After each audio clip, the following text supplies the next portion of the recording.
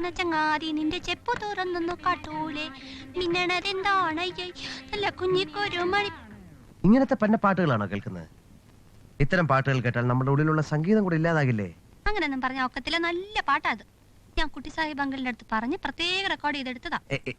നമ്മൾ എന്തിനാ പാട്ട് കേൾക്കുന്നത്? പാട്ട് കേൾക്കുന്നതിനാ? പാട്ട് കേൾക്കാൻ ഇഷ്ടം ഉണ്ടായിട്ട്. അത് മാത്രമല്ല, പാട്ട് കേൾക്കുന്നതിനും ആഹാരം കഴിക്കുന്നതിനും വ്യായാമം ചെയ്യുന്നതിനും ഉറങ്ങുന്നതിനും ഉണരുന്നതിനും ഒക്കെ ഓരോ ചിട്ടയുണ്ട്. ശുദ്ധ സംഗീതം കേട്ട് ഉറക്കത്തിലേക്ക് പോയാൽ ഉണരുമ്പോൾ ഫ്രഷ് ആയിരിക്കും മനസ്സ്. എനിക്ക്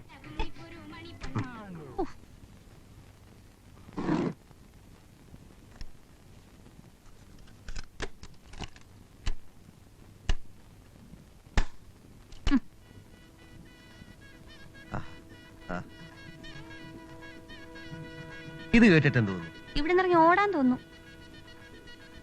ഈ പാട്ട് കേട്ടാൽ ഉറക്കത്തിലേക്ക് നമ്മൾ പോകുന്നത് അറിയില്ല. ഇത് കേട്ടിട്ട് ഉറങ്ങാനോ? വലിയ വലിയ ആൾക്കാർ മരിക്കുമ്പോ ടിവിയിലും റേഡിയോയിലും ഒക്കെ മനുഷ്യനെ മെനക്കെടുത്താനിരുന്ന വാദ്യസംഗീതമായത്. ഇത് ബിസ്മില്ലാ ഖാന്റെ ഷഹനായ. എന്നാലേ കേട്ടോണ്ട് ഉറങ്ങിക്കോ. ഞാൻ അപ്പുറത്തങ്ങാൻ പോയി ചെവിയും പത്തി ഇരുന്നോളാം. എന്നെ വിളിച്ചാ മതി. നമുക്ക് കിടന്നുറങ്ങാം. ഇതിലും ഭേദം അതാ.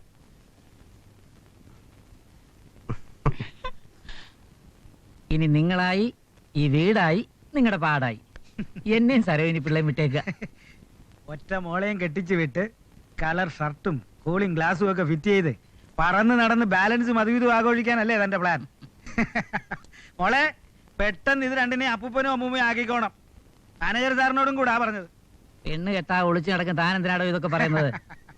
മരുമോനെ, ദാ ഓടിച്ചു നടക്കാൻ നിങ്ങൾക്കൊരു കൊച്ചു കാർ, ഒരു വീട് നോക്കി വെച്ചോ.